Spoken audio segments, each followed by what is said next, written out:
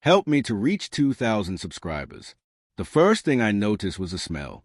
It wasn't perfume, it was cologne, a sharp, musky scent that didn't belong to me, lingering in the hallway of our home.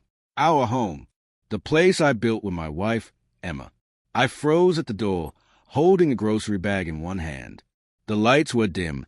Music was playing softly in the living room. Jazz. She hated jazz. My heartbeat picked up speed. The faint sound of laughter floated down the hall. Her laughter, low, warm, familiar. And then another voice. A man's. Something in me cracked. My fingers went numb as a bag slipped from my hand, apples rolling across the floor. I stood there, listening. "Stop it," she whispered, breathless and playful. Then came a sound I can never unhear, the soft, wet gasp of a kiss. For a moment, I couldn't move. My brain refused to accept what my ears had already understood. It was as if my body had been unplugged from reality. I wanted to burst in, scream, throw something, but I didn't. I stood there, trembling, forcing myself to breathe, to think, because this wasn't supposed to be real. Emma wasn't the kind of woman who did this. She was kind, careful, steady. We'd built everything together. She couldn't be betraying me. I took one slow step forward, the floor creaking beneath my shoe. Silence fell. Then I heard her whisper sharply, "His home."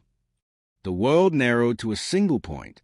The next second, I was in the living room.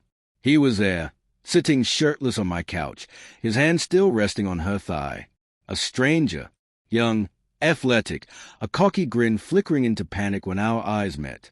Emma leapt up, face pale. "Daniel, it's not what it looks like." "Then what is it?" I asked, my voice surprisingly calm, detached even. "Explain it to me." Her lips trembled. "We were just talking. He's a co-worker. He came over to..." "Without a shirt." She looked at the man, then back at me, searching for words that would make this disappear. "Please, I didn't mean for you to see this." "I didn't mean for me to see." I interrupted, so it would have been fine if I hadn't walked in. He stood up then, as if he could salvage some dignity from the wreckage. "Hey, man, maybe you should calm down." The sound of my fist connecting with his jaw cut him off. He stumbled back, hitting the wall. I didn't even remember moving. The rage wasn't loud. It was cold, surgical, the kind that grows from months of ignored signs. "Get out," I hissed. He spat blood onto the floor and grabbed his shirt. Emma tried to stop him from leaving, but he brushed past her, muttering something about how this wasn't worth it. The door slammed behind him, leaving the two of us in the wreckage of what used to be a life. She started crying then, small, pitiful sobs that didn't sound like guilt but fear. "Daniel, please," she said, stepping toward me. "It wasn't serious. I made a mistake. I don't even know why I did it. He means nothing to me." I stared at her. Her hair was still tangled from his hands. The strap of her dress had slipped off her shoulder. The sight burned itself into my memory like acid. Then why bring him here? I asked, "Why our house? Why our bed?" She flinched. "Because it was safe. He doesn't have a place of his own." I wasn't thinking. "Safe?" I laughed bitterly. "You brought another man into my home because it felt safe." Her tears came harder, but I couldn't look at her. Every inch of me screamed to walk out, to never see her again. But another part, deeper, darker, wanted her to feel what I felt, to see the ruin she'd made. "Sit down," I said quietly. She hesitated, confused by my tone. "What?" "Sit down." She obeyed, trembling. I walked to the shelf, pulled down the framed photo of our wedding day. Her smile, radiant, innocent, mocked me. I hurled it across the room. The glass shattered, scattering across the floor like fragments of trust. "You remember that day?" I said, my voice shaking now, "when you said you'd love me forever, that I was the only one." "I do," she whispered. "I still..." "Don't." The silence after that was suffocating. I sank into the chair opposite her.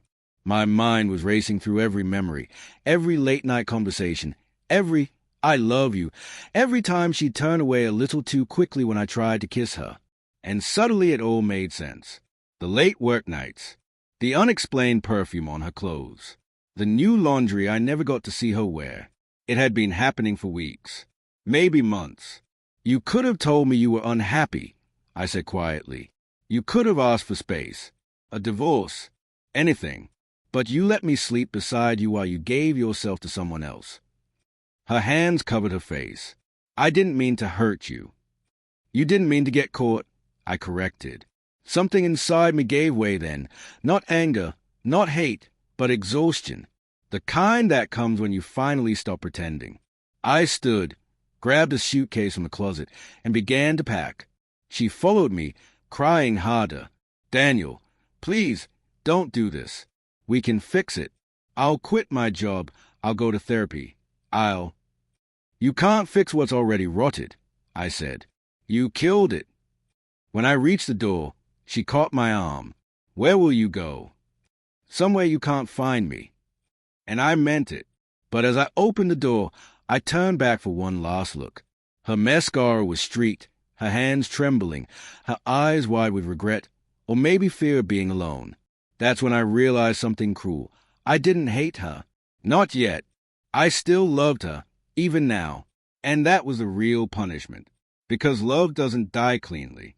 It decays, slow and ugly, until all that's left is a memory of what it used to be. I walked out without another word. 3 months later, I heard she'd been fired. Her lover had moved on to someone else. The house we once shared was up for sale. Sometimes, when I drive past it, I imagine her inside, alone, haunted by the echoes of laughter and lies. Maybe that's what she deserved. Or maybe we both did, because betrayal doesn't just destroy the guilty. It consumes everything it touches. And in the end, there's no victory, only ashes,